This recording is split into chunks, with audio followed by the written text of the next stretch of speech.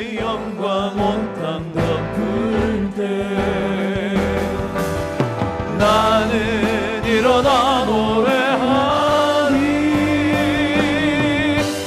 내 사모하는 주님 온 세상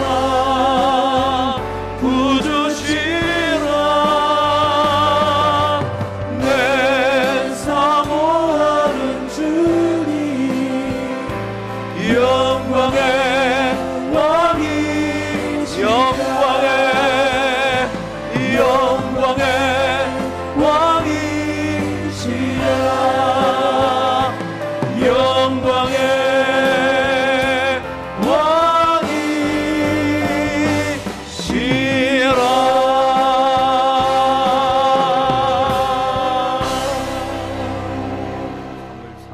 30장 1절에서 15절까지 말씀을 함께 교독합니다.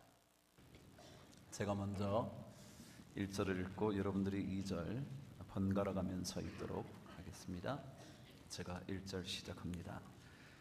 다윗과 그의 사람들이 사흘 만에 시글락에 이른 때에 아말렉 사람들이 이미 네겝과 시글락을 침노하였는데 그들이 시글락을 쳐서 불사르고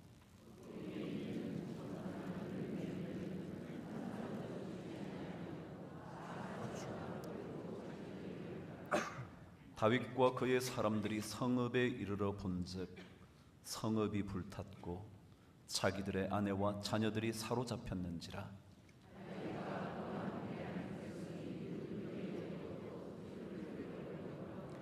다윗의 두 아내 이스라엘 여인 아히노암과 갈멜 사람 나발의 아내였던 아비가일도 사로잡혔더라.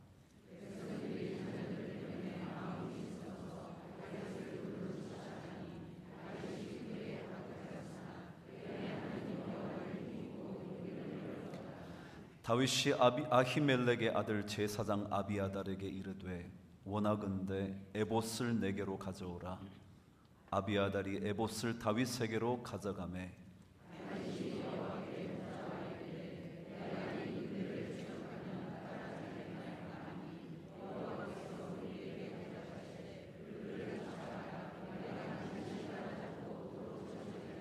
이에 다윗과 또 그와 함께 한 600명이 가서 부솔 시내에 이르러 뒤떨어진 자를 거기 머물게 했으되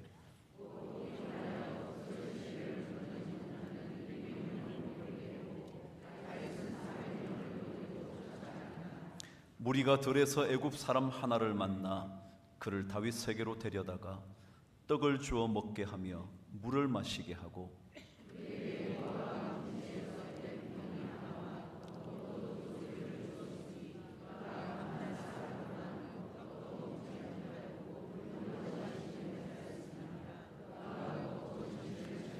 다윗이 그에게 이르되 너는 누구에게 속하였으며 어디에서 왔느냐 하니 그가 이르되 나는 애굽 소년이요 아말렉 사람의 종이더니 사흘 전에 병이 들매 주인이 나를 버렸나이다.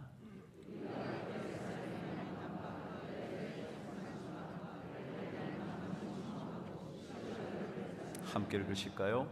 다윗이 그에게 이르되 내가 나를 그분대로 인도하겠느냐 하니 그가 이르되 당신이 나를 죽이지도 아니하고 내 주인의 수중에 넘기지도 아니하겠다고 하나님의 이름으로 내게 맹세하소서. 그리하면 내가 당신을 그 군대로 인도하리이다 하니라. 아멘. 우리나라 산천이 참 아름답습니다. 저도 여러 나라를 다녀보지만 우리나라 산천이 이만큼 아름답기가 쉽지 않습니다. 그래서 옛말에도 금수강산이다 그랬잖아요. 그만큼 아름다운 산천을 가진 나라죠. 근데 우리나라 산림의 4분의 1 이상을 차지하고 있는 나무가 있습니다. 정확한 통계에 의하면 26.3% 정도 산림을 차지하고 있는 나무가 있는데 그 나무가 소나무 그리고 그와 유사한 잣나무라고 잣나무랍니다. 잣나무도 소나무과죠. 그래서 소나무라고 총칭해 보도록 하죠. 그러니까 그 소나무가 우리나라 산림의 26% 이상을 차지하고 있습니다. 그런데 이 소나무의 공익적인 가치를 계산해 보니까 그 가치가 27조랍니다. 엄청나죠? 근데 이 소나무에 치명적인 타격을 가하는 벌레가 있죠. 곤충이 있습니다. 들어보셨나요? 하늘소라고요. 그 하늘소가 소나무를 갉아먹기 시작하면, 그리고 그 나무에 알을 낳기 시작하면 그 나무는 100% 고사한다네요. 치명적이죠. 하늘소나무가 아니죠. 하늘소가 소나무에 알을 낳고 번식하며 자라기 시작하면 그 나무는 반드시 100% 고사율을 가져올 만큼 치명적인 곤충이랍니다. 그런데 이 하늘소는 어떤 소나무 잣나무에 들어가느냐 하면 가장 키가 크고 생장력이 좋은 나무에게만 들어간답니다. 가장 잘 자란 나무, 가장 생장이 잘 돼서 푸르르고 높은 잣나무와 소나무에만 그 하늘소가 침투해 그 나무를 말라 죽어버리게 한다는 겁니다. 2010년부터 2014년까지 소나무 재선충으로 인하여 말라 죽은 소나무 가치를 따져보니까 7,800억이랍니다. 엄청나죠? 근데 여러분, 제가 방금 그랬죠. 이 하늘소는 생장력이 좋은 소나무에만 들어간다고. 사람들은 자신의 인생에 고난이 없었으면 좋겠다 생각합니다. 그래서 생장이 잘 되어 멋진 인생을 구가하는 꿈을 많이 꾸죠. 인생의 이파리가 늘 푸르기를 바라죠. 삶의 모든 장애물이 거치고 무럭무럭 기업도 가정도 뻗어나가기만을 구하죠. 그러나 여러분, 기억하십시오. 그런 나무들의, 그런 인생의 나무들이 쉽게 희생 제물이 된다는 겁니다. 그리고 쉽게 그 질병에 걸려들어 고사율 100%가 되어 버린답니다. 나무 얘기 하나만 해도 고난이 그리 나쁜 것만은 아닌데, 어려움 때문에 잘 자라지 못하는 것, 발육이 시원찮은 것, 생장이 그리 탁월하지 못한 것, 그것이 비록 얼핏 보기에는 고통일지는 모르지만 오히려 그것이 훨씬 더 단단한 인생이 될 수도 있다는데, 우리나라의 최고의 글씨체를 만든 추사체 김정희의 글씨도 제주도 유배 생활 9년 동안 갈고 닦은 결과라네요. 만일 그에게 제주도에 9년의 유배가 없었다면 중국 사람들조차 놀랄 만한 그런 글씨체가 나오지 않았을 거라네요. 다윗의 인생은 그가 이스라엘 왕조의 가장 탁월한 왕으로 자리 잡기까지 그는 10년이라는 세월을 지나야만 했습니다. 아니, 그 10년이 그냥 지나가는 10년이 아니라 엄청난 고통스러운 10년이었습니다. 처음은 얼마나 화려했습니까? 골리앗 장군을 무너뜨리고 사울이 죽인 자는 천천히요 다윗이 죽인 자는 만만이라는 소리를 들으며 그의 삶이 승승장구하는 것 같았지만, 그러나 그는 사실 10년 동안 고난의 행군을 걷고 또 걸어왔었죠. 오늘 본문도 그의 고통스러운 10년의 세월 가운데 일어났던 한 사건을 기록하고 있습니다. 얼마나 사울의 공격이 집요했던지 마침내 다윗은 더 이상 이스라엘 지역에 머물지 못하고 적의 지역인 블레셋 땅으로 들어갑니다. 그 블레셋 지역에 큰 도시 국가였던 가드라는 곳으로 피신을 하죠. 그래서 적이었던 아기스 왕의 보호를 받으며 블레셋 지역에 머무르고 있었습니다. 사무엘상 27장에 의하면 그 기간이 1년 4개월이었다고, 16개월 동안 적과 불편한 동침을 하고 있었던 겁니다.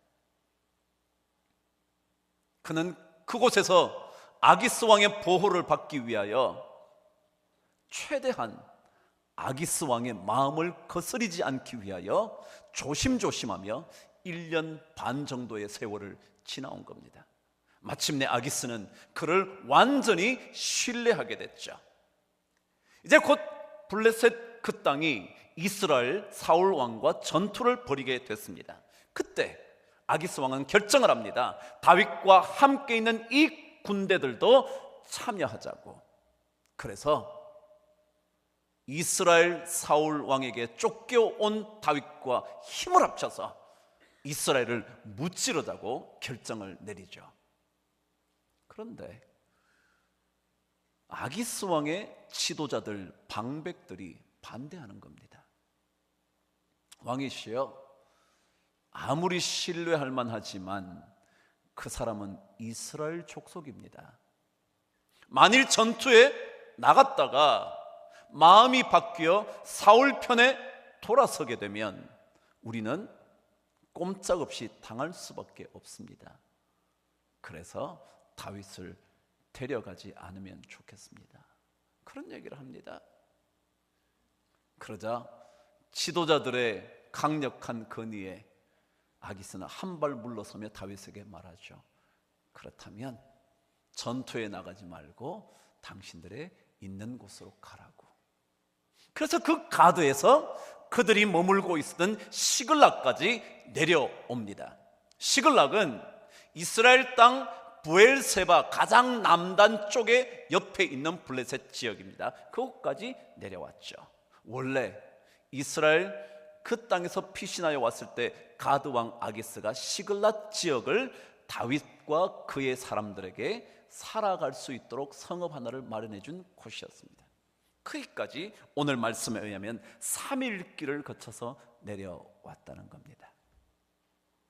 내려왔는데 와보니까 그의 모든 가족들, 다윗과 함께 했던 모든 병사들의 가족들까지 완전히 아말렉 군대에게 사로잡혀 포로로 가버렸다는 것입니다. 성읍은 불탔습니다. 하나도 남은 것 없이 시글락 지역은 황폐화되고 가족들도 빼앗겨 버렸습니다. 얼마나 그 고통이 심했던지 오늘 성경은 울 기력이 없을 만큼 울었다고 기록을 합니다. 너무너무 고통스러워 어쩔 줄 몰라 하는 시간이었죠. 그때 다윗이 어떻게 그 삶의 순간을 이겨내고 있는가, 그게 오늘 본문입니다. 여러분과 저의 삶 속에 일어나는 울기력조차 없을 만큼 고통스러운 순간, 그때 어떻게 그것을 빠져나올 수 있나? 어느 누구도 이런 삶의 경험을 해보지 않은 사람 없을 텐데, 아니 아무리 울어도 울고 몸부림쳐도 해결할 수 없는 순간이 있을 텐데 그때 어떻게 빠져나올 수 있는지, 그 고난의 물결을 헤쳐갈 수 있을지 오늘 성경은 우리들에게 가르쳐 줍니다.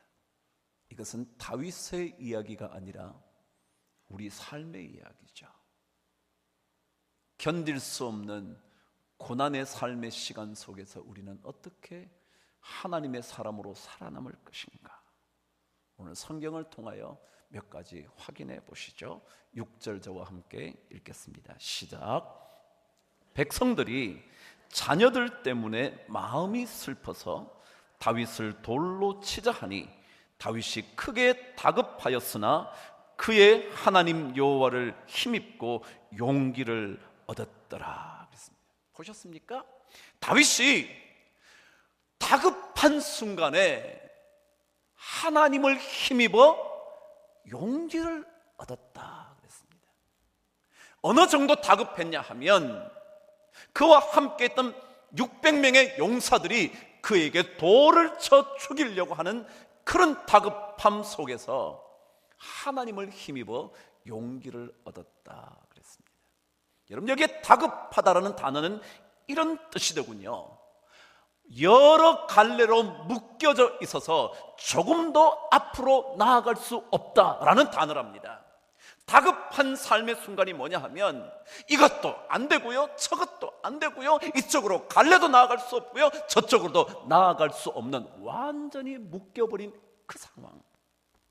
그때 다윗은 하나님을 힘입어 용기를 얻었다 그랬습니다.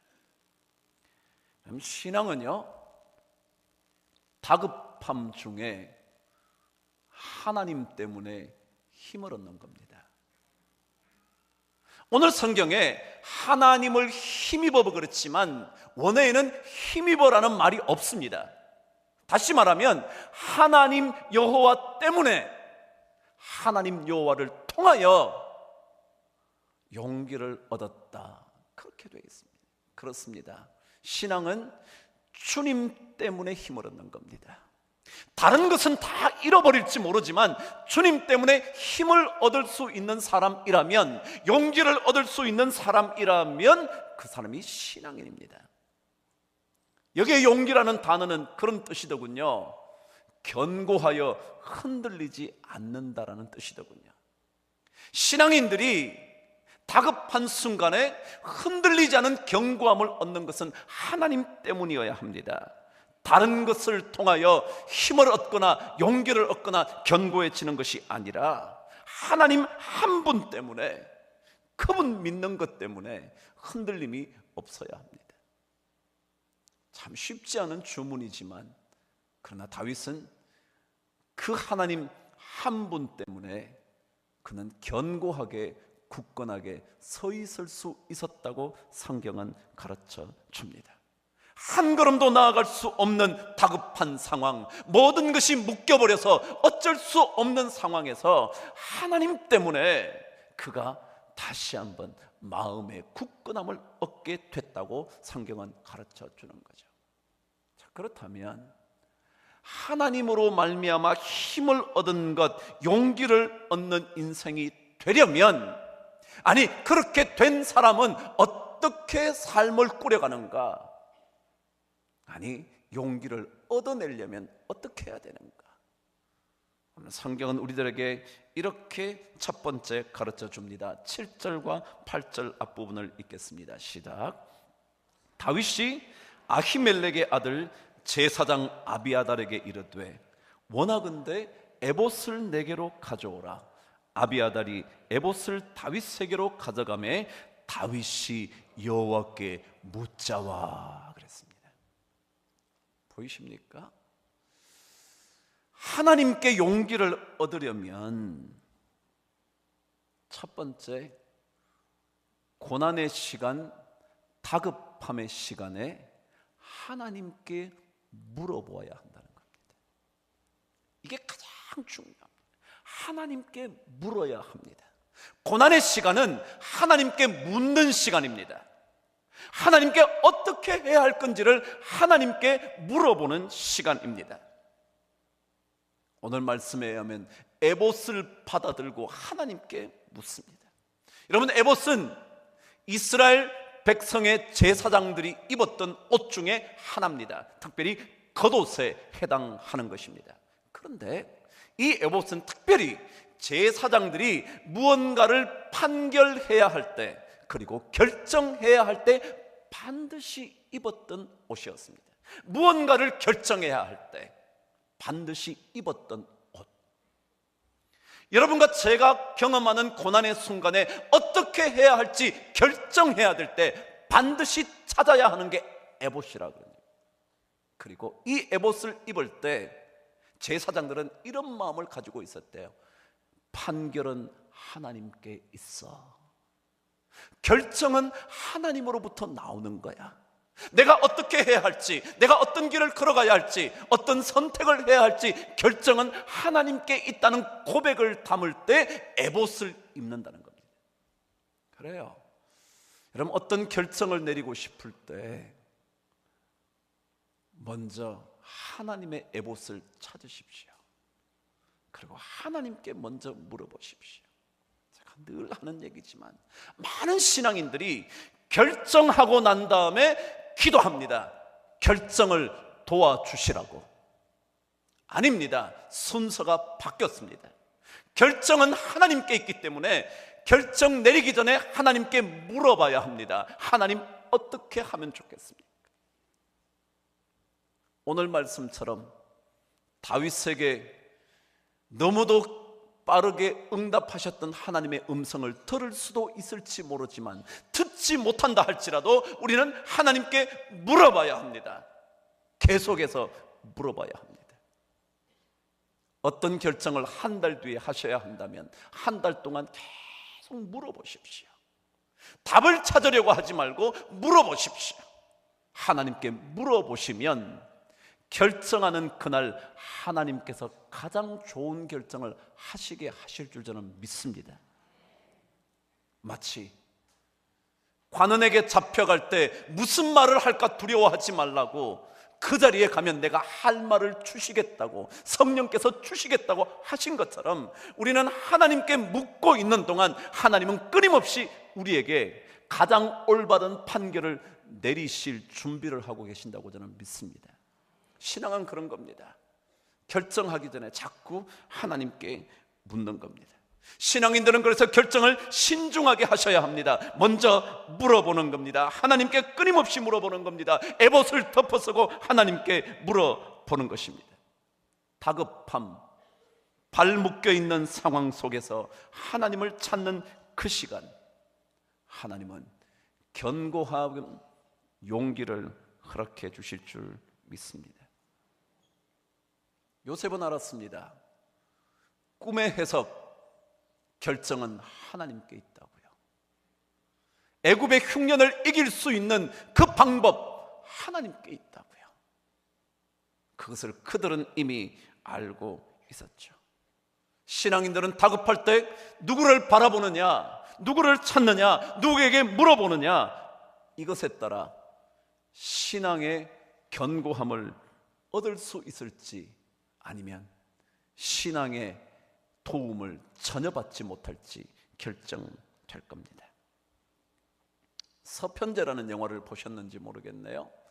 거기에는 유명한 소리꾼 한 사람이 나옵니다. 유봉이라는 사람이었죠. 이 사람의 가슴 속에는 사라져가는 한국의 소리를 남기고 싶은 뜨거운 열망 하나가 있습니다.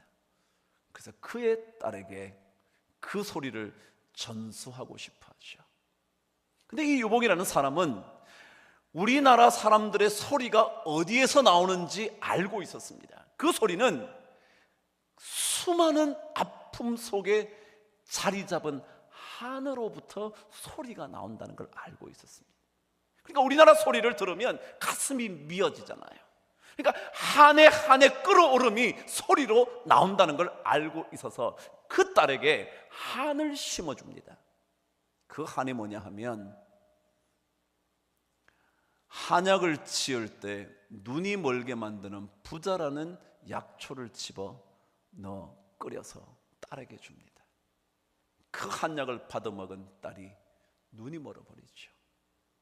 그 눈먼 삶을 살아가는 동안 겪게 되는 수많은 고통과 아픔과 한 때문에 마침내 그 딸은 소리를 얻죠. 득음하는 거죠. 근데 그 딸이 그렇게 말하죠. 편안해지면 소리가 사라진다고. 그래서 편안한 삶이 찾아올 때마다 그녀는 거부합니다. 왜냐하면 소리를 남기기 위해서. 그럼 신앙이 뭔데요? 고통이 있을 때 하나님의 능력이 내 안에 머물게 하기 위하여 그 고통 가운데서 끊임없이 하나님께 묻는 겁니다. 다른 방법을 찾아서 쉬운 인생으로 살아가려고 하는 것이 아니라 오히려 고통스러울 때 하나님 한 분만 바라봄으로 삶을 굳건하게 만드는 용기를 얻어내려고 하는 거죠. 그래서 신앙인들은 늘 고난을 경험할 때마다 에봇을 꺼내들고 하나님께 물어보며 하나님을 만나는 것입니다. 사도행전에 보면 사도들의 놀라운 기적 같은 복음 전도의 이야기를 만날 수 있습니다. 그런데 그 놀라운 일을 이루기까지 중요한 한 사건을 먼저 1장에서 2장에서 기록하고 있는데 그것이 바로 오순절 성령 사건입니다. 주님이 떠났습니다. 기적을 베푸시든 5,000명을 먹이시든 무리를 걸으며 모든 것을 다스리시던 그 주님과 함께 했던 삶이 떠나가 버리고 자기들끼리만 남습니다. 두려워 어찌할 줄 모를 때 그들이 했던 것이 무엇인지 다락방에서의 기록을 이렇게 적어 놓았습니다. 사도행전 1장 14절은 오로지 기도에 힘쓰니라. 기도하는 겁니다. 어떻게 해야 될지 모를 때, 이제는 어떻게 우리가 복음을 전할 수 있는 사람이 될는지, 어떻게 예수의 사람으로 살아갈 수 있을지 모를 때 그들은 기도하는 겁니다. 계속 하나님을 만나는 겁니다. 하나님께 물어보는 겁니다. 오로지 기도에 힘쓰는 그 순간 하나님의 능력을 받습니다. 그리고는 어떤 박해에도 굴하지 않는 하나님의 놀라운 일꾼이 되는 거죠. 신앙은 그런 겁니다. 마치 엘리야가 바알 선지자 450명과 아세라 선지자 400명과 대결할 때 그렇게 말하죠. 당신들은 당신의 신의 이름을 부르고 나는 나의 하나님의 이름을 부르겠다고. 당신의 신 이름 부르라고. 그러나 나는 하나님의 이름을 부르겠다. 그러면 백성들에게 말하지 않습니까? 너희들이 언제까지 둘 중에서 머뭇머뭇하려느냐? 만일 바알이 너네들의 하나님이거든 바알을 찾고 여호와 그분이 너네들의 하나님이라면 그의 이름을 부르라고. 신앙은 뭐냐 하면 하나님께 나아가 그분의 이름을 부르며 그분께 묻는 겁니다. 그분께만 매달리겠다고 결정하는 겁니다. 그때 하나님은 다윗이 들었던 것처럼 명백한 음성으로 들려주실 수도 있지만 그렇지 않아도 하나님께서 원하시는 판단을 내려주시는 분이십니다. 그것을 경험해야 신앙생활을 하는 겁니다. 그렇다면 오늘 성경은 우리에게 하나님께 물어보고 살겠다는, 고난을 경험할 때마다 에봇을 가져다가 덮어서고 하나님께 물어보겠다는 그 사람이 구체적으로 어떤 삶을 사는가, 오늘 성경은 9절에서 10절까지 이렇게 설명을 해 줍니다. 읽으시죠. 시작. 이에 다윗과 또 그와 함께한 600명이 가서 부솔 시내에 이르러 뒤떨어진 자를 거기 머물게 했으되 곧 피곤하여 부올 시내를 건너지 못하는 200명을 머물게 했고 다윗은 400명을 거느리고 쫓아가니라. 무슨 말이 적혀 있냐 하면요, 드디어 기도한 이후에 하나님의 음성을 듣죠. 따라가라고. 그럼 너희들이 반드시 뒤쫓아가 그들을 따라 잡을 거라고. 드디어 그와 함께 했던 600명의 군사를 데리고 내려가기 시작을 합니다. 아말렉 지역으로 가는데, 그 시글락에서 아말렉 족속들이 있는 곳으로 가는 동안에 부솔 시내 하나를 만났습니다. 거기까지 거리는 약 13마일이랍니다. 그러니까 한 20km쯤 넘습니다. 그런데 20km쯤 열심히 군사들이 달려옵니다. 왔는데 부솔 시내를 만났는데, 그 시내가 마침 그때 늦은 비가 내리는 1월에서 4월 정도경이라 물이 넘실대요 건너지 못하겠다는 사람이 생긴 겁니다. 왜냐하면 20km나 달려왔으니까. 그러니까 연약했던 사람들이 도저히 건널 자신이 없어서 머무르겠다고 결정을 합니다. 그러자 오늘 성경은 이렇게 기록하죠. 피곤하여 건너지 못하는 200명은 남겨두고 400명만 데리고 건너갔다는 겁니다. 이건 무슨 말 같으세요? 여러분, 신앙은요, 하나님을 만나서 하나님께 물어보고 하나님으로 말미암아 견고함을 얻은 사람들은 사람들의 힘에 기대지 않는 인생을 산다, 그런 얘기예요. 왜요? 다윗이 지금 600명을 거느리고 쫓아가도 아말렉 군대를 이길 수 있을지 없을지는 미지수입니다. 어쩌면 한 사람의 전투 요원이 더 필요한 시기일지도 모릅니다. 그런데 200명이 건너지 못하겠다고 말하니까 이렇게 말해야 되는 거 아니에요?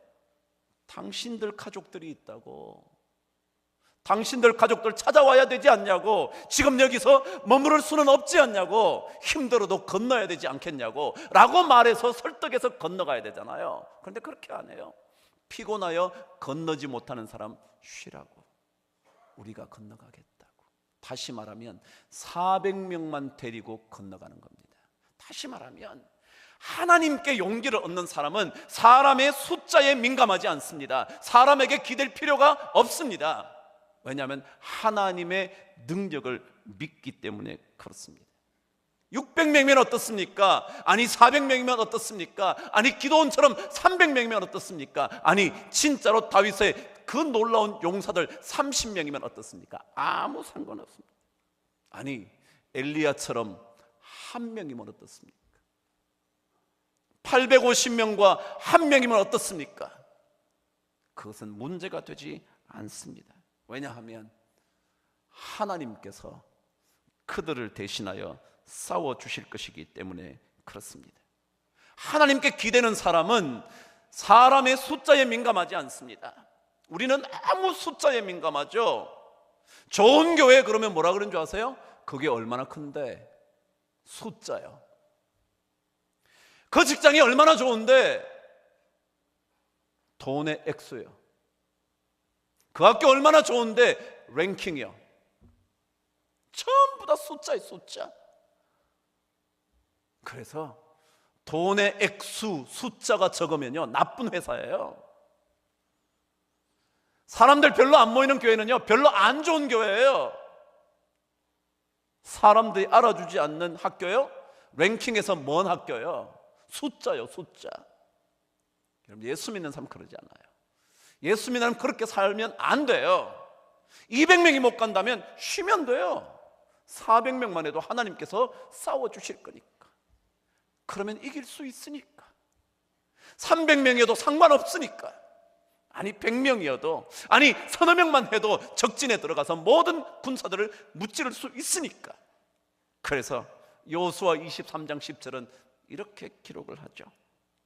너희 중 한 사람이 1000명을 쫓으리니 이는 너희의 하나님 여호와 그가 너희에게 말씀하신 것 같이 너희를 위하여 싸우실 것이라.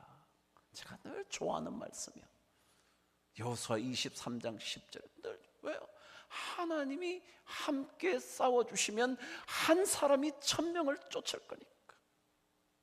신명기 32장 33절 30절도 비슷한 얘기를 하죠. 여호와께서 그들을 내주지 아니하셨더라면 어찌 하나가 천을 쫓으며 둘이 만을 도망가게 하였으리요. 하나님이 함께 하시다. 신앙은 이걸 자꾸 확인하는 거예요.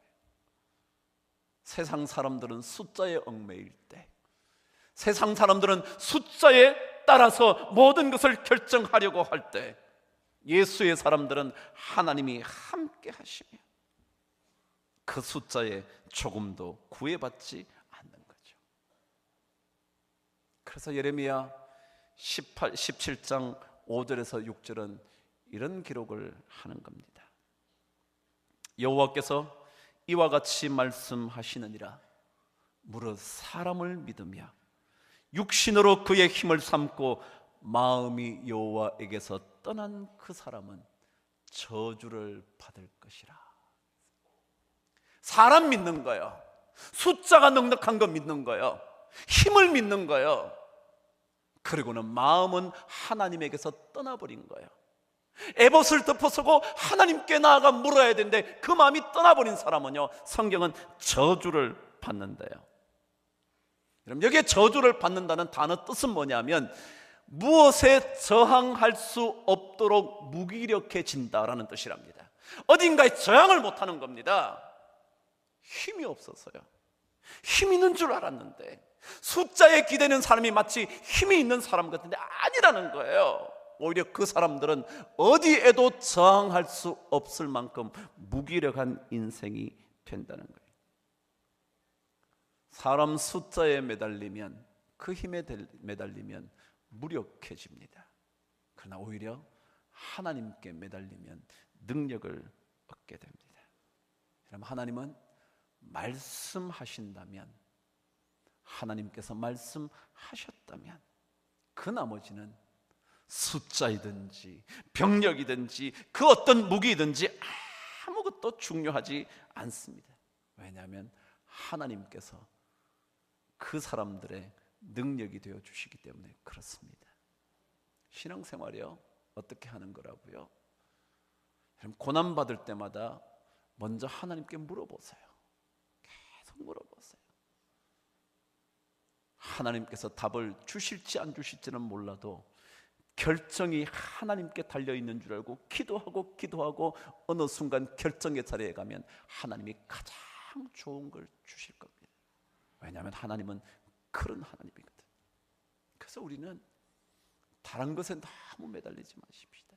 오히려 에봇을 덮어서고 하나님을 만나 그분께 자꾸 물어봐야 합니다. 그러면 하나님은 우리의 삶이 흔들리지 않고 견고해지는 용기 있는 인생의 축복을 허락해 주실 줄 믿습니다. 저는 이 복을 우리 모든 성도들이 받게 되기를 바랍니다.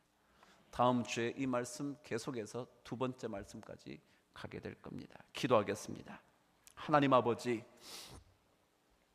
하나님 믿는다고 말하지만 우리 결정대로 하나님이 따라와야 한다고 생각할 때가 참 많습니다. 하나님, 오늘 다윗처럼 다급한 순간에, 한 걸음도 전진할 수 없는 순간에 하나님 앞에 에봇을 덮어쓰고 나아가 하나님의 결정을 기다리는, 하나님께 물어보는 좋은 신앙인 우리 모두가 되게 하여 주셔서 다윗처럼 다급함 속에서도 용기를 얻을 수 있는 인생 되게 하여 주시옵소서. 사람들에게 매달리거나 숫자에 얽매이는 인생이 아니라 그것으로부터 자유케 되어 하나님의 도우시는 능력을 받으며 살게 하여 주시옵소서. 예수 그리스도 이름으로 기도드리옵나이다. 아멘.